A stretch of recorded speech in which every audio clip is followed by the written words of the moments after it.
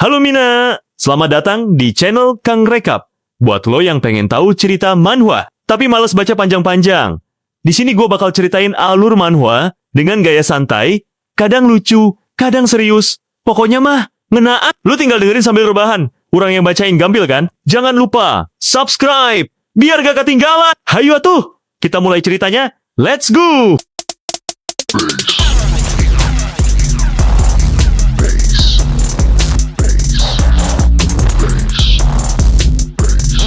Cerita kita dibuka di sebuah perkemahan militer yang super ramai di garis depan pintu masuk ke alam iblis. Ratusan hunter dari berbagai sekte berkumpul buat satu misi besar, Rade Gabungan. Suasananya tegang, tapi ada juga rasa percaya diri di udara. Kenapa? Karena misi ini dipimpin oleh satu nama yang jadi jaminan mutu, Zekte Flying Tiger. Semua orang ngomongin mereka, bro. Katanya, di mana ada Flying Tiger, di situ nggak ada korban jiwa. Mereka ini tim elitnya para elit, isinya orang-orang kuat yang bikin semua hunter cupu berharap bisa direkrut sama mereka. Tapi, di tengah keramaian itu, kamera kita ngarah ke satu orang yang duduk menyendiri. Seorang pria berambut hitam, tatapannya tajam, tapi kelihatan lelah sama dunia. Dialah karakter utama kita, Seo Gangrim. Anehnya, dia juga anggota dari sekte Flying Tiger yang legendaris itu. Tapi, pas kita lihat statusnya, di sana tertulis, Tertiary Insectile Grade, kelas paling rendah, paling bawah, paling ampas dari semua kelas yang ada. Ampas pisan, Yui.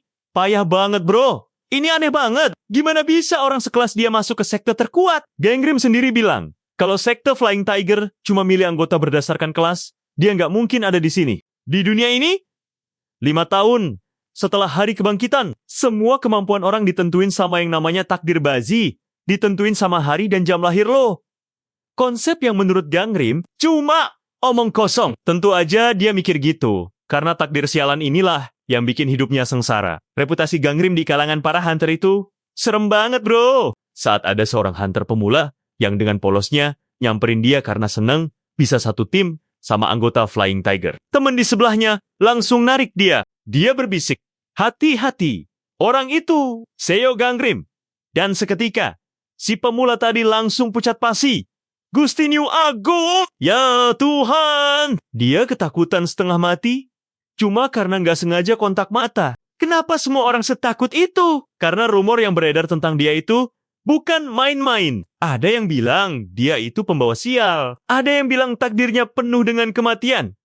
Jadi siapapun yang satu tim sama dia, pasti bakal celaka. Bahkan ada rumor paling kejam yang bilang kalau Seo Gangrim itu membunuh rekan timnya sendiri buat mencuri kekuatan mereka. Dan semua rumor ini berasal dari kekuatannya yang unik dan mengerikan. Kekuatan pertamanya adalah Destiny Detection, kemampuan buat ngintip jendela takdir orang lain. Dan yang kedua, Destiny Stealing, kekuatan buat nyuri sebagian takdir dari mayat dan nambahin karma ke dirinya sendiri. Kekuatan yang gak menyenangkan, yang bikin dia dijauhin semua orang. Gangrim sendiri sadar kalau banyak rekannya yang celaka pas misi bareng dia. Dia cuma bisa pasrah, mikir kalau itu semua mungkin emang karena takdir sialnya. Tapi, di tengah semua kesendirian dan reputasi buruknya itu, ternyata Gangrim gak sepenuhnya sendirian. 2 orang rekannya dari sekte Flying Tiger, cewek periang bernama Yuharang dan cowok jangkung yang setia kawan, Jang Taehun, nyamperin dia. Mereka ini satu-satunya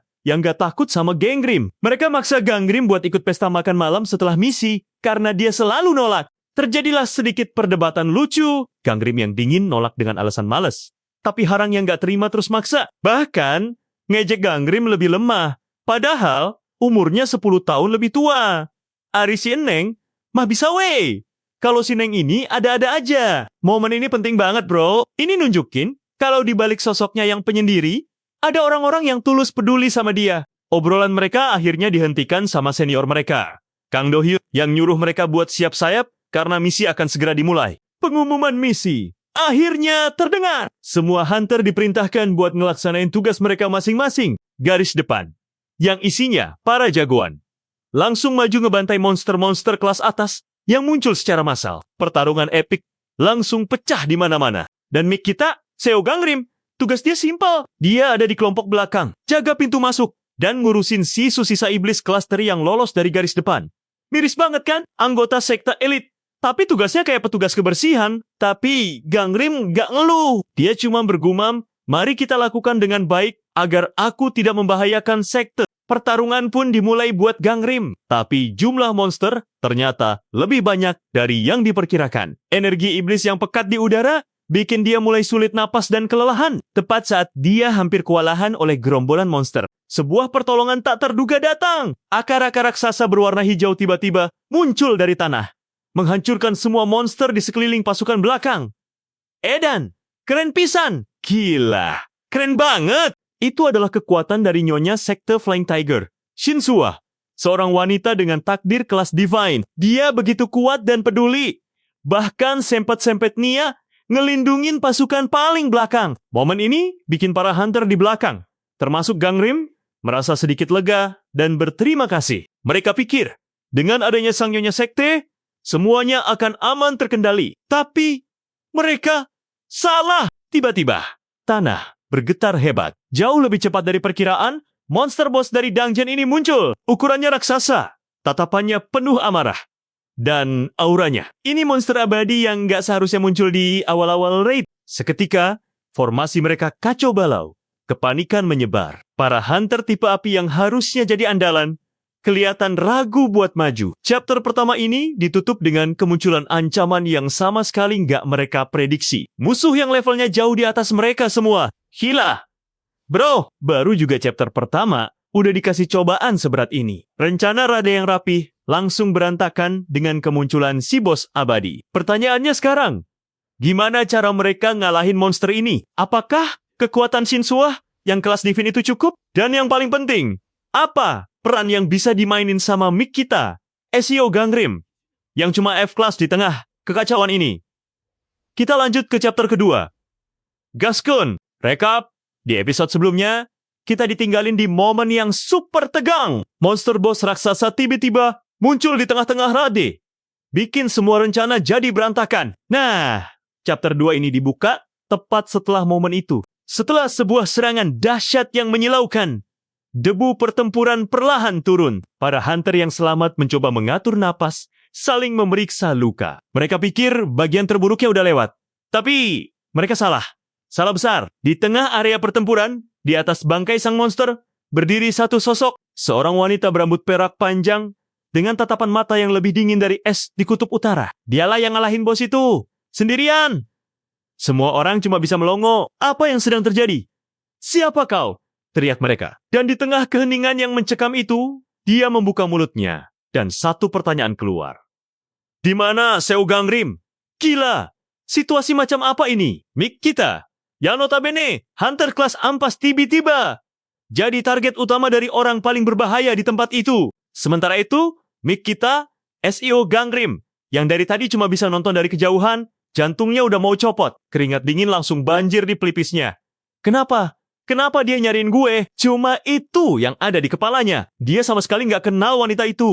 Di tengah kepanikannya, Gangrim ingat sama kekuatannya yang selama ini dia anggap kutukan. Dia fokuskan pandangannya pada wanita itu. Ucapan dengan intonasi fokus.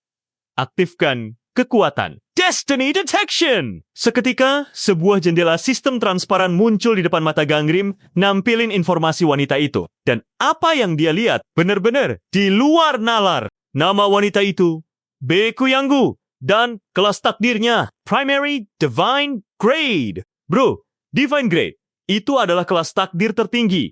Level para dewa yang cuma ada di legenda. Dan Beku yang ini ada di tingkat primary, yang artinya, dia ini salah satu yang terkuat di antara yang terkuat. Gangrim bahkan belum pernah lihat kelas setinggi ini seumur hidupnya.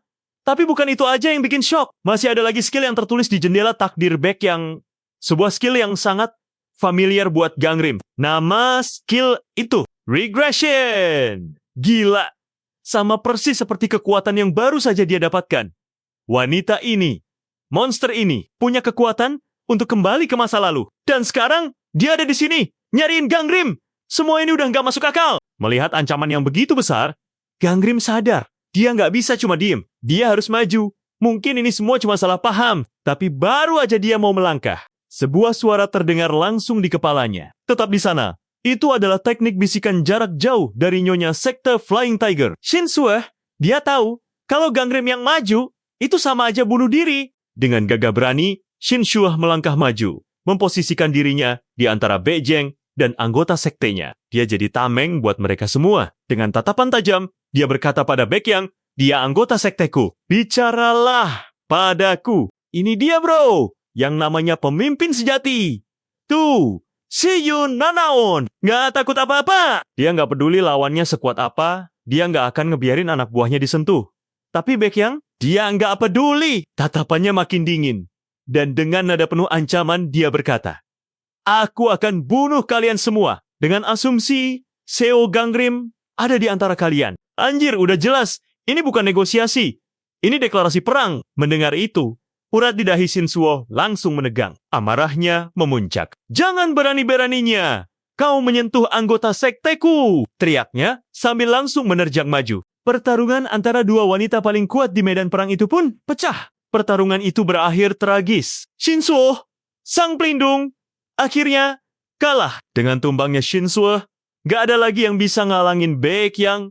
Pembantaian pun dimulai. Para anggota sekte lain yang mencoba melawan langsung ditebas tanpa ampun. Suara teriakan minta tolong dan keputusasaan menggema di mana-mana. Dan di mana mic kita? Seo Gangrim. Dia terperangkap di dalam sebuah pelindung akar berduri. Kemungkinan sisa kekuatan terakhir Shin Suhe untuk melindunginya. Dari dalam sangkar itu, dia cuma bisa nonton. Nonton teman-temannya dibantai. Dia teriak, dia marah, dia mencoba mencahin pelindung itu dengan pedangnya, tapi semua sia. Rasa bersalah yang luar biasa menghantamnya. Ucapkan dengan nada bergetar penuh penyesalan. Ini semua salahku. Seharusnya cuma aku yang mati. Kenapa? Kenapa semua orang harus mati? Karena aku. Dia benci takdirnya, dia benci kelemahannya, dan dia benar-benar hancur. Pelindung akar itu akhirnya hancur. Gangrim sekarang berdiri sendirian di tengah lautan mayat. Dia menatap kosong pada jasad Shin Suah, wanita yang mati demi melindunginya. Rasa putus asa mencapai puncaknya. Dia tahu, selanjutnya adalah gilirannya. Aku akan mati. Aku nggak mungkin bisa menang melawannya, pikirnya. Dan saat Baekhyang berjalan mendekat, saat semuanya terasa sudah berakhir, sebuah jendela sistem biru kembali muncul di depan matanya. Notifikasi pertama, memeriksa mayat di area ini. Notifikasi kedua, apakah Anda akan menggunakan kekuatan Anda Destiny Stealing? Sebuah peringatan muncul, kalau menggunakan kekuatan ini akan menambah karma. Tapi Gangrim udah nggak peduli. Sistem kemudian menunjukkan jumlah mayat yang ada di sekitarnya. 421 orang. Dan pertanyaan terakhir, pertanyaan yang akan menentukan segalanya pun muncul. Ucapkan dengan nada pelan dan dalam. Takdir siapa yang akan kau curi? Seo Gangrim menatap kosong ke medan perang yang penuh dengan mayat rekan-rekannya. Matanya yang tadinya penuh keputusasaan, kini mulai bersinar dengan cahaya merah yang mengerikan. Dengan tekad yang dingin, dia membuat sebuah keputusan yang akan mengubah segalanya. Dia menjawab dalam hatinya. Semuanya, 421 orang itu. Edan, gila, gila. Di saat paling putus asa, Mick, kita membuat keputusan paling gila yang pernah ada. Bukan cuma satu, tapi dia mau mencuri takdir dari 421 mayat sekaligus. Pertanyaannya, apa yang bakal terjadi setelah ini? Apakah tubuh F-Class dia bakal kuat nampung kekuatan sebanyak itu? Apakah dia bakal jadi setengah dewa?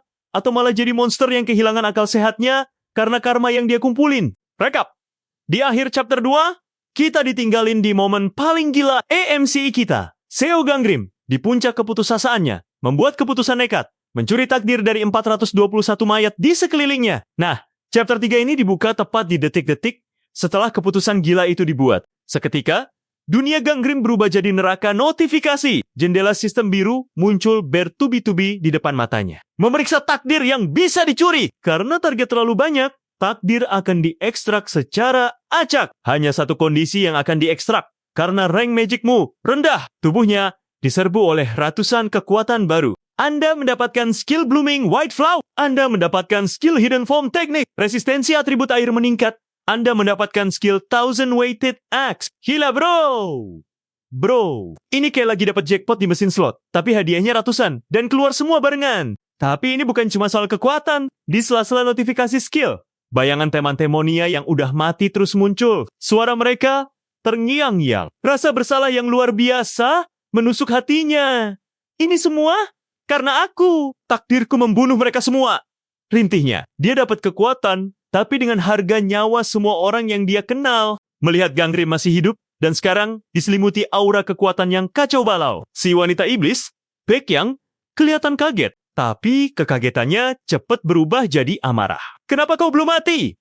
teriaknya sambil langsung menerjang maju. Tapi Gangrim yang sekarang bukan lagi Gangrim yang F-Class. Didorong oleh amarah dan rasa bersalah, dia langsung balik menyerang. "Aku nggak akan biarin ini berakhir kayak gini. Aku akan balas dendam sebelum aku mati," teriaknya. Pertarungan gila pun dimulai. Gangrim bergerak dengan kekuatan fisik dan kecepatan yang berkali-kali lipat lebih dahsyat. Dan disinilah kegilaannya. Bro, setiap dia bergerak, skill-skill baru dari 421 takdir itu aktif secara otomatis. Master of the Sword, aktif. Eye of a Hawk, aktif. Golden Buddha, aktif. Harden aktif. Arwalking aktif. Dia sendiri bahkan nggak tahu itu skill apa aja. Dia cuma bergerak pakai insting. Pakai amarah murni. Ini kayak anak kecil yang dikasih ratusan senjata canggih, dan dia pakai semuanya secara acak. Edan pisan. Gila banget. Gangrim emang dapet power up gila-gilaan. Tapi lawannya adalah Baekyang, seorang primary divine grade sejati. Meskipun awalnya kaget, Baekyang dengan cepat bisa baca pola serangan Gangrim. Dia sadar, Gangrim ini cuma amatir yang lagi mabuk kekuatan. Dia punya banyak skill, tapi nggak ngerti cara pakainya. Serangannya kuat, tapi gerakannya kasar dan penuh celah. Dengan tenang, Baekyang encounter serangan Gangrim. Dia pakai sihir es yang langsung membekukan dan melukai Gangrim dengan parah. Bahkan setelah nyuri 421 takdir pun, kau tetap nggak bisa balas dendam, ejeknya. Gangrim terkapar. Realita pahit menghantamnya. Benar, dia punya ratusan skill, tapi dia nggak ngerti satupun. Dia bahkan nggak bisa manfaatin kekuatan itu dengan tubuh dan senjatanya yang lemah. Dia kalah lagi saat Baekyang udah siap ngelancarin serangan es terakhir buat ngabisin Gangrim. Di tengah keputusasaannya, Gangrim sadar akan sesuatu. Tunggu, ada satu skill. Satu skill yang aku pahami betul. Cara kerjanya karena aku udah ngamatinnya selama bertahun-tahun, pikirnya. Dan skill itu adalah Three Leaf Method. Kemungkinan besar, ini adalah skill milik Shinso yang berhasil dia curi. Dengan skill ini, gerakan Gangrim jadi jauh lebih lincah dan sulit ditebak.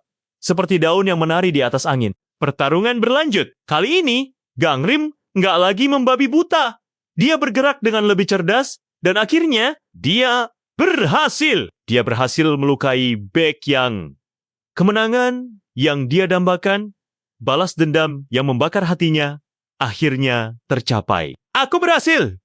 Aku membunuhnya! Pikirnya penuh kemenangan. Tapi kemenangan itu harus dibayar mahal. Tubuhnya sendiri udah hancur dan mencapai batasnya. Dia ikut tumbang, sekarat, kehabisan darah, semuanya berakhir. Saat nyawanya mulai meredup, jendela sistem regeneration muncul. Tapi Gangrim menolaknya. Buat apa? Gak ada yang akan berubah, pikirnya. Lalu kita dibawa ke dalam flashback masa lalunya yang kelam. Gimana seorang peramal bilang kalau takdirnya penuh dengan kematian. Gimana orang tuanya meninggal, dan semua orang di sekitarnya selalu kena sial. Gimana sekte Flying Tiger jadi satu satania pihak yang mau nerima dia apa adanya. Dan gimana mereka semua akhirnya mati karena dia. Penyesalan yang luar biasa dalam, bro. Dia berandai-andai. Andai saja aku bisa memutar waktu. Dan saat itulah dia sadar. Tunggu, Baekyang punya skill regression, dan dia sudah mencuri takdir Baekyang. Jendela sistem pun muncul, mengkonfirmasi segalanya. The ability regression has been obtained. Tanpa pikir panjang, dia mengaktifkan skill itu. Dunianya berputar. Lalu semuanya menjadi gelap, dan dia terbangun di sebuah kamar yang asing, tapi familiar. Dia ada di masa lalu, jauh sebelum hari kebangkitan, sebelum ada Hunter, sebelum semua penderitaan dimulai. Chapter ini ditutup dengan versi muda dari dirinya sendiri masuk ke kamar dan berkata, "Halo, aku datang untuk dibacakan takdirku." Gustino Agung, plot twist di atas plot twist. Setelah pertarungan hidup dan mati, MC kita nggak cuma dapat kekuatan dari 421 orang, tapi juga dapat hadiah utama. Kesempatan buat ngulang hidupnya dari titik nol. Pertanyaannya sekarang, dengan semua ingatan dari masa depan dan kekuatan yang akan datang, apa yang bakal dilakuin Seo Gangrim? Apakah dia bakal ngerubah takdirnya yang ampas? Ataukah dia bakal milih jalan yang sama? Rekap, di akhir chapter 3, kita ditinggalin di momen paling gila. EMC kita, Seo Gangrim. Setelah mencuri 421 takdir dan mati secara tragis, akhirnya mengaktifkan skill paling OP yang berhasil dia curi dari musuhnya. Regression. Nah, Chapter 4 ini dibuka tepat setelah momen itu. Gangrim membuka matanya. Tapi pemandangan di depannya bukan lagi medan perang yang penuh mayat, melainkan sebuah kamar simpel yang sangat familiar. Ini adalah tempat praktik peramalannya di masa lalu. Dia benar-benar kembali. Aku kembali, gumamnya. Tepat saat itu, pintu ruangannya terbuka. Seorang wanita masuk. Dan saat Gangrim melihat wajahnya, semua keraguan sirna. Itu adalah Shinsuhe. Tapi ini Shinsuhe yang berbeda. Dia nggak memakai penutup mata. Kedua matanya masih bersinar indah. Artinya, Gangrim kembali ke masa lalu. Jauh sebelum tragedi yang merenggut mata Sue dan nyawa teman Temonia terjadi. Aku tidak akan membiarkan itu terjadi lagi. Batinnya penuh tekad. Ternyata, Shinsuah datang ke tempat itu sebagai klien. Mau diramal nasibnya. Tapi, dia nggak sendirian. Dia datang bersama seorang pria untuk melihat kecocokan hubungan mereka. Gangrim langsung ingat dari kehidupan sebelumnya. Shinsuah pernah cerita kalau dia dulu pernah berurusan dengan seorang pria aneh yang nggak baik. Dan inilah momen itu. Ini adalah kesempatan pertama bagi Gangrim untuk mengintervensi dan mengubah takdir buruk orang yang dia pedulikan. Gangrim pun memulai peramalannya. Dia menjelaskan kalau takdir si pria adalah tipe emas padat. Sementara takdir Sue adalah kayu padat. Dalam ilmu peramalan bazi, kombinasi ini disebut Geum-geukmok atau emas memotong kayu. Artinya, ini adalah kecocokan yang sangat buruk, di mana si pria kapak pada akhirnya hanya akan menyakiti dan menebang si wanita pohon. Karampisan atuh yoi, sengsara banget dong bro. Mendengar itu, si pria langsung marah besar. Apa-apaan ini? Beraninya kau bicara omong kosong, teriaknya. Dia nuduh Gangrim penipu dan mencoba menyeret Sue pergi. Tapi Sue, yang dari awal udah ngerasa nggak nyaman, justru tertarik. Dia bilang, orang ini hebat, aku mau diramal olehnya. Melihat situasi itu, Gangrim dengan santai, tapi tatapan tajam mengusir si pria. Sepertinya, dia tidak punya niat bertemu denganmu. Pintu keluar ada di sebelah sana. Si pria pun pergi dengan penuh amarah. Dan satu takdir buruk berhasil dihindari. Sekarang, tinggal Gangrim dan Sue berdua. Sue pun meminta untuk diramal. Tapi tepat saat Gangrim hendak memulai, dunia di sekitarnya mulai terdistorsi. Telinganya berdenging. Sebuah pengumuman terdengar dari langit. Hari kebangkitan dimulai. Momen di mana semua manusia akan mendapatkan takdir dan status mereka. Orang-orang di luar mulai panik. Tapi Gangrim, yang udah pernah ngalamin ini, tetap tenang. Dia langsung narik tangan Sue dan membawanya berlindung di bawah meja. Apa yang kau lakukan? Teriak Sue yang kebingungan. Di momen ini, Gangrim teringat lagi masa lalunya. Dulu, di situasi yang sama, Shinsuah lah yang melindunginya. Tapi kali ini, dia bertekad untuk mengubahnya. Fokus! Bukankah kau bilang kau akan mengubah masa depan? Batinnya pada diri sendiri. Di luar, kekacauan pecah. Monster-monster aneh berbentuk cacing raksasa mulai menyerang warga sipil. Gangrim tahu dia harus berbuat sesuatu, dia butuh senjata. Dan apa yang dia temukan? Bukan pedang legendaris, tapi sebuah alat pemadam api. Edan, gila! Tanpa ragu, dia keluar dan langsung menghantam kepala salah satu monster dengan tabung pemadam itu. Dengan pengetahuannya dari masa depan, dia tahu kalau monster-monster ini, yang disebut Gigantic Worms, sebenarnya nggak terlalu kuat. Dia pun memimpin evakuasi, menyuruh orang-orang untuk lari dan melawan dengan apa adanya. Dan yang lebih gokil, Shinsuah, wanita yang di masa depan ditakdirkan jadi pembunuh naga, ikut terinspirasi dan mengambil alat pemadam lain untuk ikut bertarung. Dia bahkan kelihatan seneng banget. Ini momen langka bro. Dua calon hunter terkuat di masa depan memulai karir mereka dengan senjata alat pemadam api. Setelah berhasil membersihkan area, Gangrim gak buang-buang waktu. Dia langsung ngumpulin Spirit Pearls atau inti sihir dari bangkai-bangkai monster cacing itu. Meskipun kelasnya rendah, jumlahnya ternyata lebih banyak dari yang dia duga. Ini adalah langkah pertamanya untuk mengumpulkan sumber daya dan jadi lebih kuat. Sebuah hal yang gak pernah dia lakukan di kehidupan sebelumnya. Melihat Gangrim yang gak ikut evakuasi, Sue menghampirinya. Dia khawatir dan bilang kalau dia gak bisa ninggalin Gangrim sendirian. Di sini, Gangrim dihadapkan pada dilema. Dia tahu kalau terlalu dekat dengan Sue, sekarang bisa membahayakan gadis itu di masa depan. Tapi, dia juga punya rencana. Chapter ini ditutup dengan Gangrim menatap Sue dengan serius, seolah ingin mengatakan sesuatu yang sangat penting. Nah, itu dia akhir dari chapter keempat. Beda banget kan temponya? Kali ini, EMC kita yang pegang kendali. Dia udah berhasil nyelamatin orang, ngumpulin item, dan bahkan ngubah satu takdir buruk. Tapi chapter ini ditutup dengan momen yang bikin penasaran apa yang bakal dikatain Ezio Gangrim ke Shinso. Apakah dia bakal ngasih tahu soal masa depan? Atau justru dia punya rencana lain yang lebih gila lagi? Rekap, di akhir chapter 4, EMC kita, Ezio Gangrim, baru aja memulai hidup barunya di masa lalu, tepat di hari kebangkitan yang mengubah dunia. Dia sekarang berdua dengan Shinshu, wanita yang di masa depan jadi pelindungnya. Chapter 5 dibuka dengan Gangrim yang langsung ngambil langkah pertamanya buat ngubah takdir. Dia natap Shinsuho dan tanpa basa-basi bilang, "Aku perlu memberitahumu sesuatu." Sue yang bingung cuma bisa nanya, "Apa itu?" Dengan tenang, Gangrim ngejelasin, "Atributmu adalah kayu dan kau punya kemampuan bernama Three Leaf Method." Seketika, di depan mata Sue yang kaget, sebuah jendela sistem muncul, nampilin status dan kemampuannya persis seperti yang diucapin Gangrim. Tentu aja Sue shock. Bagaimana kau bisa tahu? Gangrim cuma ngejelasin kalau ini adalah kekuatan super yang didapetin semua orang setelah kebangkitan. Dia juga ngasih peringatan samar. Kita nggak akan mati selama kita nggak ketemu dia. Dia ngomongin Baekhyang, "Bro, tanpa nyebut nama, cerdik." Setelah itu, mereka berdua turun dari ruangan itu. Di tangga, Sue sempat nanya soal takdir Gangrim. Tapi Gangrim menghindar. Dia nggak mau orang lain tahu soal kekuatannya yang mengerikan. Di sini kita dikasih lihat monolog batin Gangrim. Dia ngecek statusnya sendiri. Ternyata, semua skill dari 421 orang yang dia curi di masa depan itu hilang. Dia kembali jadi F-Class Insectile Grade yang lemah. Tapi, ada satu hal yang beda. Satu baris kalimat baru yang jadi beban terbesarnya. Saat ini, kau telah mengumpulkan karma dalam jumlah besar. Yep bro, ini adalah hasil dari tindakannya mencuri takdir 421 orang. Meskipun kekuatannya hilang, dosanya tetap nempel. Di sini dijelasin, karma itu bakal numpuk kalau lo ngelakuin kejahatan besar kayak membunuh.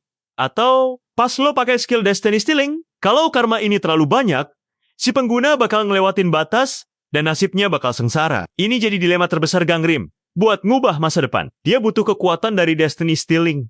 Tapi setiap kali dia pakai, dia selangkah lebih dekat menuju kehancurannya sendiri. Lamunan Gangrim soal karma buyar, pas mereka nemuin pemandangan mengerikan. Di sebuah lorong, ada orang yang seluruh tubuhnya ditutup perban lagi.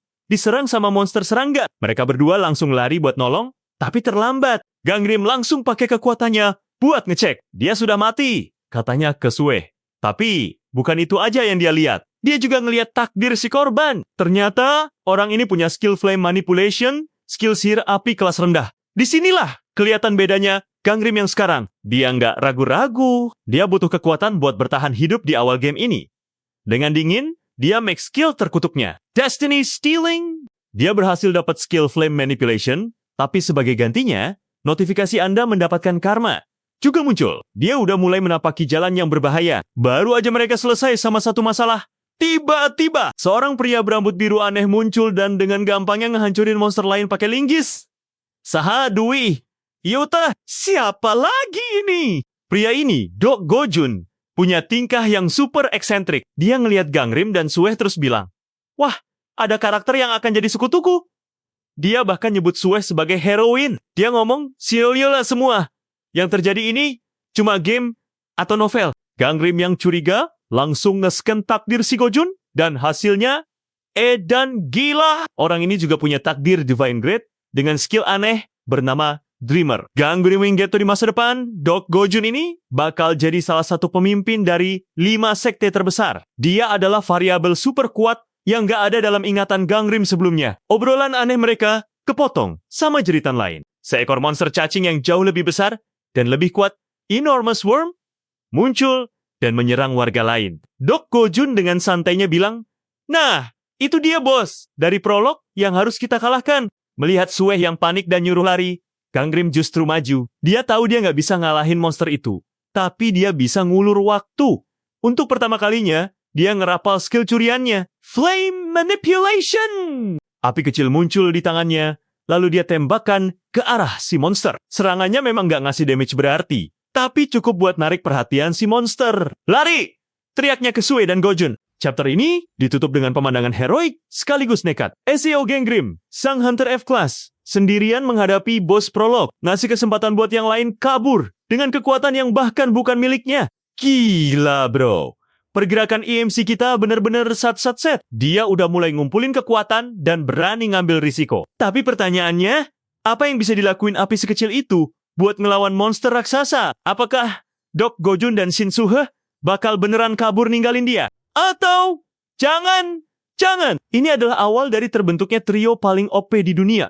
Gue penasaran banget sama teori kalian. Coba tulis di kolom komentar ya, biar lo nggak ketinggalan kelanjutan ceritanya. Jangan lupa klik tombol like, dan yang paling penting, subscribe channel Kang Rekap. Hatur nuhun. Yuk, terima kasih bro. Sampai jumpa di sesi cerita selanjutnya.